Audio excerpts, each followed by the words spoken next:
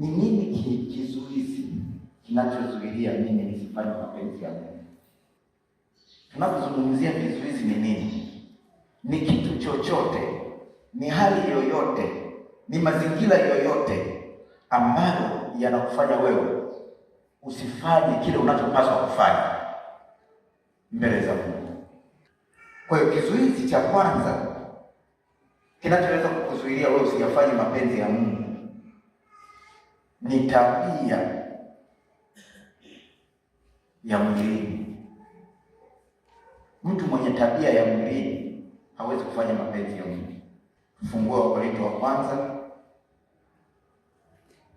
mlango wa 2 mstari wa 14 anasema, basi mwanadamu wa tabia ya asili hapokei mambo ya Roho wa Mungu, maana kwake huyu ni upuuzi, wala hawezi kuyafahamu kwa kuwa yatamulika kwa jinsi ya Roho.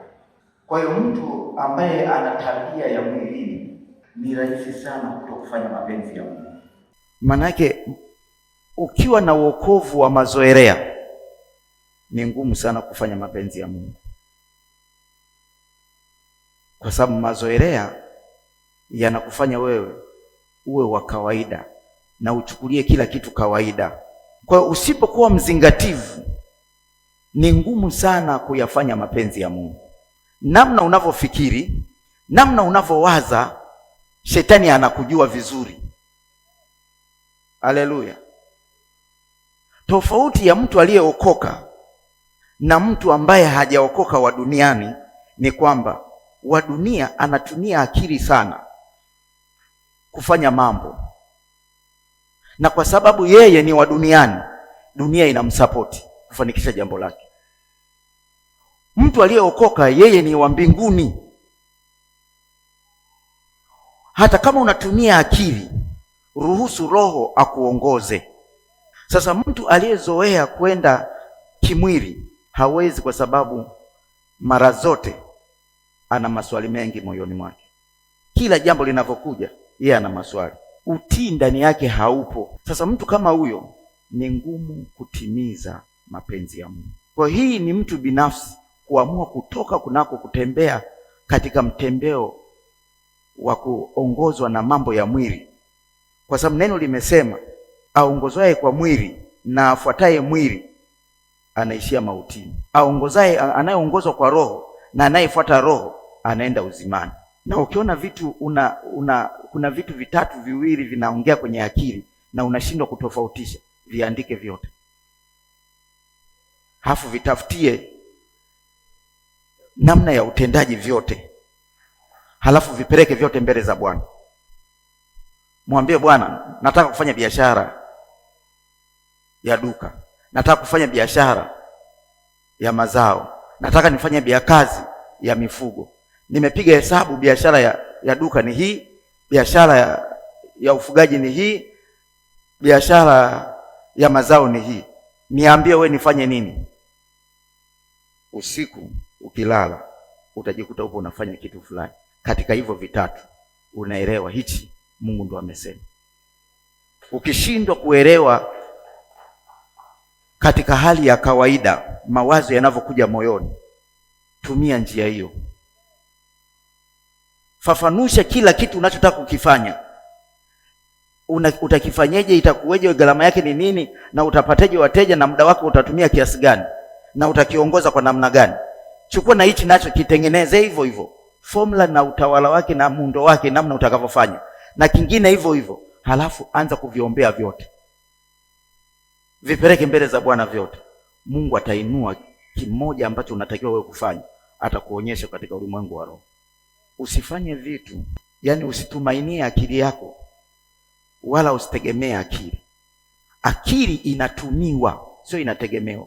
Wagalatia 5:16-18 anasema, basi nasema enendeni kwa Roho, wala hamtatimiza kamwe tamaa za mwili, kwa sababu mwili hutamani ukishindana na Roho, na Roho kushindana na mwili, kwa maana hizi zimepingana hata hamwezi kufanya mnayotaka.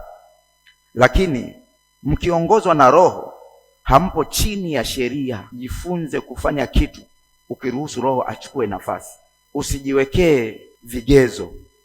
Ukiweka vigezo, kuna muda mwingine hivyo vigezo vyako unavyoweka una limit Roho Mtakatifu asikuongoze. Kwa hiyo ruhusu maongozi ya Roho Mtakatifu, ili Roho Mtakatifu awe na nafasi ya kujifunua kwako, ya kusema na wewe waziwazi. Ukifanya hivyo, utaushinda mwili, utashinda ile nguvu inayokuongoza au inayotawala, inayokupelekesha uweze kufanya katika mwili. Utabadilika na kuanza kufanya katika Roho.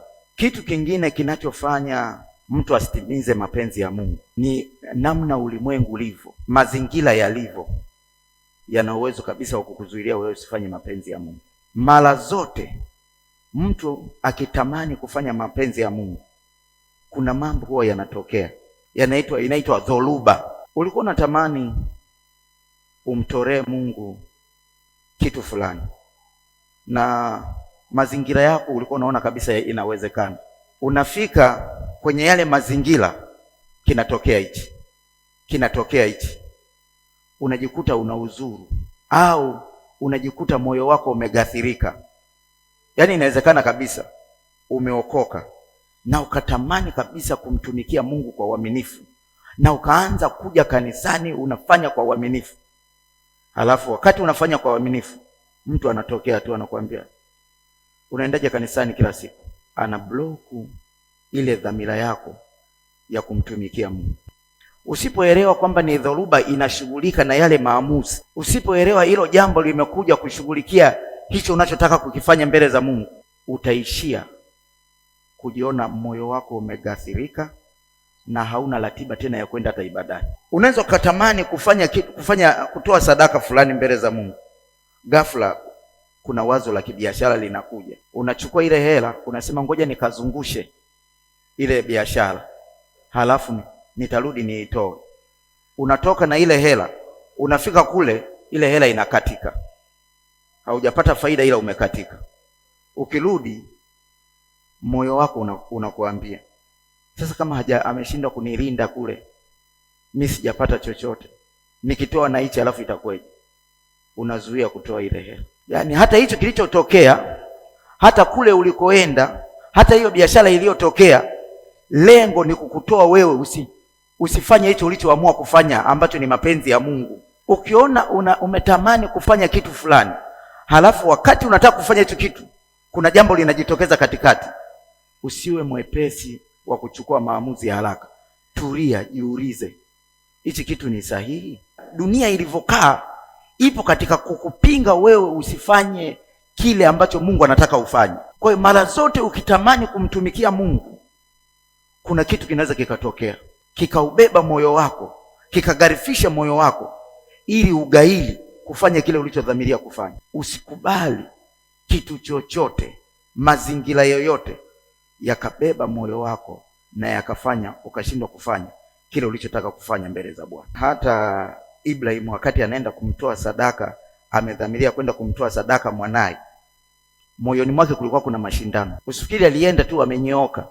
Moyo ulikuwa unaongea na giza lilikuwa linaongea. Hivi kweli unaenda kutoa? Na ukitoa itakuwaje? Akashindana na kile kinachosema na moyo wake.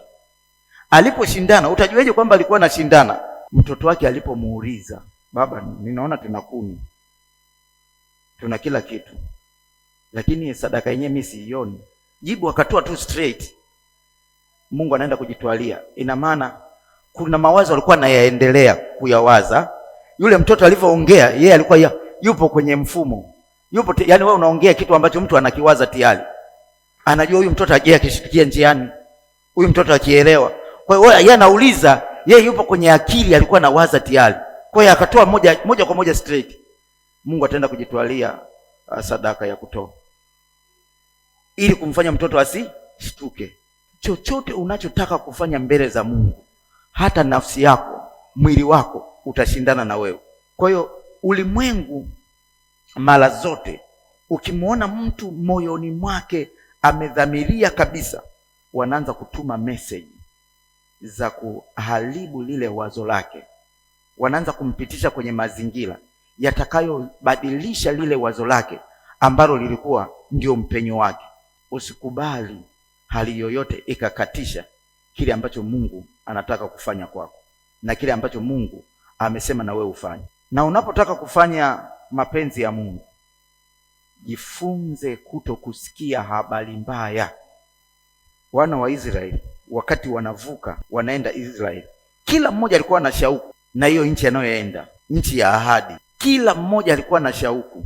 Walivyofika kule, wamefika wakatuma wajumbe waende wakapeleleze. Walivyoenda kupeleleza, ikaja habari mbaya. Watu walibadilisha mioyo yao ya kutii maagizo ya kwenda, na ndipo uzito wa Musa ulipoanza kushindana na watu ambao wanawapeleka Kanaani. Kwa nini? Taarifa iliyokuja kwamba kule kuna mijitu na sisi tutakuwa kama panzi, tutakuwa kama chakula kwao. Habari ile ikaharibu ule mwitikio wao, ule utayari wao wa kwenda katika nchi ya ahadi. Mbele za Mungu hakuna sababu inayojitosheleza kuleta uzuru katika kufanya mapenzi ya Mungu. Yaani hakuna sababu unaoweza ukasema ikajitosheleza kwamba wewe usifanye kile Mungu amekuagiza kufanya. Kwa hiyo dhoruba yoyote inayotokea kwenye maisha yako kukuzuilia wewe usifanye sawa sana kile ulichotaka kufanya, ni shetani kukukosesha. Yaani inawezekana ameona una mtembeo fulani, kila akikufuata anauona mtembeo nguvu ya Mungu, anamuona Mungu anakupigania, anamuona Mungu anakulinda. Anachokifanya, anatafuta sababu ambayo wewe mwenyewe mtashindana na Mungu na Mungu atakuacha, alafu ndio yeye akupate. Kwa hiyo sababu hiyo ataleta dhoruba yoyote kwenye mazingira yako, kwenye hali yako, ili ushinde kufanya sawa sana mapenzi ya Mungu. Na mwisho wa siku, uwepo wa Mungu kwako, mtembeo wa Mungu kwako unapungua. Sababu ya tatu ni sababu ya asili ya kuzaliwa kwetu na kukua kwetu. Weka kwenye akili yako ni hivi: mtu yoyote aliyezaliwa na mwanamke hapa duniani anaishi katika agano, na ana agano ambalo amefundishwa nalo, ameelekezwa, na namna anavyoishi anatembea katika hilo agano. Uwe unajua hujui, elewa hivi: madamu umezaliwa, upo kwenye agano fulani. Ule ukoo uliozaliwa, ile familia uliozaliwa, ina mambo ambayo ilifanya ambayo yanatengeneza mtu wa aina fulani, wa tabia fulani, wa mwenendo fulani. Ndio maana mtu anaweza akamwangalia akasema hawa kama watu fulani ndio wapo hivi, kwa sababu lile jina limebeba agano.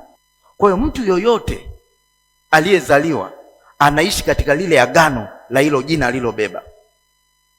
Ndio maana anasema ukiokoka unapewa jina jipya, jina la Yesu Kristo, na kuingizwa kunako familia ya Mungu. Kwa nini? Kwa sababu kuna familia ambayo wewe upo na uliozaliwa na imebeba agano fulani. Kwa hiyo malezi uliolelewa ni ya kutumikia hilo agano ulilonalo. Ndio maana kuna wengine wanavyolelewa kwenye familia wanafundishwa uchawi, ndivyo asili ya kwao ilivyo. Na kuna wengine wanafundishwa kutumikia kuzimu, yaani wanafanya kabisa maagano asije kumtumikia Mungu na asije kufanya kitu chochote ambacho ni cha baraka, afanye vitu vya laana tu. Kwa hiyo unaona mtu yeye anafanya vitu vya uharibifu tu. Hata ukimbeba ukimleta nyumbani kwako mambo yanaharibika. Ni familia aliyotoka, ni malezi aliyokuzwa, ni kizazi alichotokea. Sasa mtu kama huyu hawezi kutimiza mapenzi ya Mungu. Unaweza kuwa umeokoka vizuri kabisa, lakini kuna wakati unajisikia uvivu kabisa kuja ibadani. Sio wewe, lile agano ulilokulia, lile agano la kizazi ulichozaliwa ndio linaokuzuilia. Kuna watu walishapandwa kwenye mizimu, wametangaziwa kabisa, Bwana tunamleta mtu huyu, tunamkabidhi kwenu mababu na nyinyi mabibi huko kuzimu, muongoze na mlinde kila anakoenda. Wewe unafikiri Roho Mtakatifu ni rahisi kukuongoza wewe? Mkitembea hatua 2-3 mzimu umeshachukua nafasi. Hutaki kuja ibadani, hutaki kufanya kitu cha Mungu. Kwa nini? Asili ya kuzaliwa imefunga maisha yako. Mtu yoyote aliyempokea Kristo, anayoishi katika mapenzi ya Mungu, anayetembea kunako kusudi la Mungu, ndani yake mahali popote akiwepo yeye ni madhabahu ya Mungu. Ndio maana unaona mahali popote mchungaji au mtumishi yoyote akiwepo, mtu anakimbilia, anasema natoa sadaka yangu, hata hayupo kanisani. Kwa nini? Anaamini huyo ni madhabahu ya Mungu, ni Mungu, anatembea na Mungu. Na watu wanaweza wakawa mahali popote alipo, yeye ni madhabahu ya shetani. Akikaa tu hivi, shetani anaopaleti hapo, kutokana na malezi aliyolelewa, kutokana na makuzi aliyokuzwa, kutokana na mafundisho aliyofundishwa, kutokana na akili yake alivyojengwa. Kwa hiyo akikaa tu hivi, anaweza akafanya saini tu na mapepo yanakuja, wala hajaongea, anaonyesha tu saini na kuzimu inamsogelea. Sasa mtu kama huyo anapokuja kuokoka, sio jambo jepesi kutembea na Mungu, sio jambo jepesi kufanya mapenzi ya Mungu, kwa sababu ana madhabahu ya upande wa pili. Kwa hiyo kila atakapokuwa anajitahidi kufanya mapenzi ya Mungu, madhabahu ya upande wa pili inamvuta, madhabahu ya upande wa pili inamkosesha. Maana alishapandwa kwenye madhabahu fulani, alishakabidhiwa kwenye madhabahu fulani. Kwa hiyo unaona, unamtumikia Mungu na utajueje unafanya vitu? Kuna hiyo hali, hata umtumikia Mungu kwa namna gani, hakuna respect, yaani hakuna kuheshimiwa wala kukubalika. Yaani hata kama watu wanajua wewe ni mtumishi wa Mungu, watu wanajua unafanya hichi na hichi, hakuna mtu anakujali akafika mahali akapata uponyaji akafunguliwa kupitia wewe. Elewa hivi, ndani yangu ipo na madhabahu nyingine. Unajua, unapofanya kazi ya Mungu, unapomtumikia Mungu, halafu unamwona Mungu akishughulika na maisha yako, akishughulika na afya yako, akishughulika na familia yako, unapewa ujasiri na unatiwa nguvu. Unapomtumikia Mungu, unafanya mapenzi ya Mungu, halafu huoni usaidizi wowote kutoka kwa Mungu, unachoka. Sasa hiyo inayofanya sio Mungu, ni ile asili. Yaani asili inaeleweka kabisa, wewe kwenu misingi ya mafanikio yako ni wizi, ni dhuluma, ni inabidi unyonge mtu. Kwa hiyo wakiona katika anga kuna mlango unataka kufunguka upokee upande wa pili, wanaenda kuiba, wanatafuta mtu aje akuibie, aje afanye kitu fulani ili udhulumike. Sasa namna ya kutoka kwenye haya mazingira hayo ni namna unavyopanda mbegu. Unavyojipanda kwenye madhabahu, ndivyo ile madhabahu nyingine inavyovunjika. Inawezekana kabisa kuna mahali unatafuta mpenyo, huoni mpenyo. Siri mtu wa Mungu, panda madhabahuni. Unavyopanda mbegu, neno linasema yeye ndio anayetunza. Ukipanda madhabahuni, Mungu mwenyewe ndio anayesimamia hiyo mbegu, na yeye ndio anayeikuza hiyo mbegu, na yeye ndio anayeruhusu wewe uvune. Kama nitapanda mbegu itakayopata kibali mbele za Bwana, hata kama kuna watu kuna giza la asili huwa linanidhulumu, huwa linaiba, kitakachoandaliwa kuvuna kwa majira hayo, kile nilichokipanda madhabahuni, anayelinda ni Mungu, anayekikuza ni Mungu, atayesimamia mavuno ni Mungu. Yule adui hata uiba. Kwa hiyo ni muhimu sana kujitambua, hivi mimi napambana na nini? Ili asili usipoishughulikia, kuna wakati unaweza kahisi unawaza wewe, kumbe mizimu ya kwenu imekuja kukuongeresha. Kuna wakati unaweza kahisi unapanga wewe, kumbe asili inakusupport muweke mipango fulani. Sasa hapo Mungu hauhusiki, kwa sababu hajakutuma uwaze hivyo. Kwa hiyo ukitoka na ukashughulikiwa, sio Mungu, ni wewe umeshindwa kujikana na kuachana na asili ya kwenu. Ndio maana Mungu akamwambia Ibrahim, toka we kwenu, toka kwa jamaa zako, toka kwenye asili yenu, toka kwa baba yako, toka kwenye nchi uliokulia hiyo. Lazima mtu atoke kwenye asili, ndipo atafanya mapenzi ya Mungu. Sasa namna nyepesi ya kutoka, lazima ujue kupanda mbegu. Mtu yoyote ambaye ni mkulima hawezi kukurupuka tu anabeba mbegu anaenda shambani. Lazima akague nini kwanza, nini ana matarajio yake. hivi anataka kuvuna kiasi gani? Anaenda kuangalia mbegu inayotoa mavuno mazuri, anaenda kuangalia mbegu ambayo anajua ni nzuri. Mpandaji hawezi akaenda kubeba mahindi aliyobunguliwa anaenda nayo shambani. Huyu lazima nchizi, lazima network imekata. Unapopanda, tathmini unataka kuvuna nini, ndio panda unachotaka kupanda. Kama kabisa unataka kutoka, unaelewa kama nilichofungwa nacho ni mizimu. Unajua kumiliki mizimu ni waeleze, yaani ile mizimu ya ukoo, ili iweze kuendelea kufanya kazi kwenye ukoo, wanatoa sadaka za mbuzi na ng'ombe. Hawatoagi sadaka za kuku.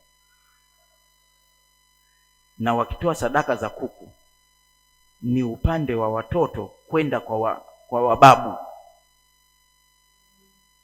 ila mzazi, yani mimi nataka kujifungamanisha na uovu wa mzazi na mila za babangu, natoa ng'ombe.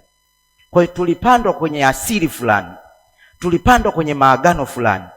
Zile madhabahu bado zinatutaka sisi tuzitumikie.